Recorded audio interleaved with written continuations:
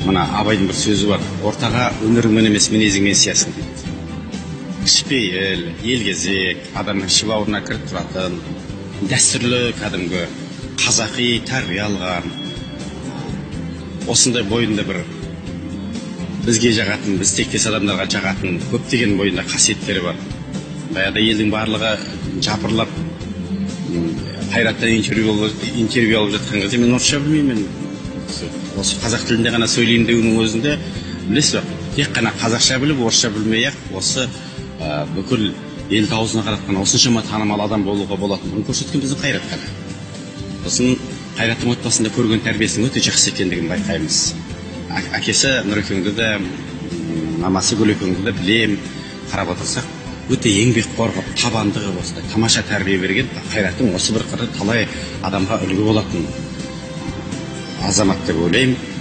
Оттың басында да сондай өзі жақсы әке ретінде де, бала ретінде де әкесі мен шешесінің ризашылығын тапқан сондай азамат ретінде біраз жастарға осы қырынан Қайрат үлгі болар. Енді әншілік жайында бәріңіз айтып жатырсыздар ғой. Маған негізі осы бір құр ерекше. Сосын Қайратжанмен баяғыда бір серуенге шығып саяхатшылыққа алып шықты ма де, арнайы көрейінші өзім білгім келді.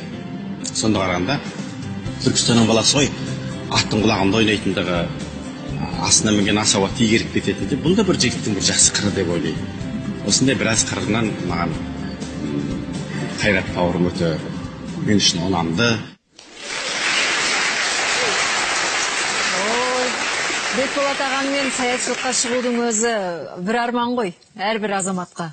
Жаңа Ринаттың нағыз азамат деген сөзін тағы бір жалғастырып кеткендей, Бекболат ағамыздың. Қайрат, мынадай сұрақ. Муз-ТВ-ның үлкен сыйлығын алып жатырсыз.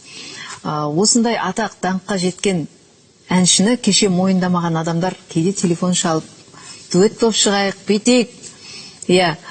Сөйтіп жатқан кезде қандай сезімде боласыз? Айызыңыз қалып, бәлем айтып ем ғой кезінде мені жолатпап едің дейсіз бе әлде? Әкемнің осы уақытқа шейін айтып кеткен сөзі бар. Балам, қазақта осындай сөз бар. Ұлық болған сайын күшік бол.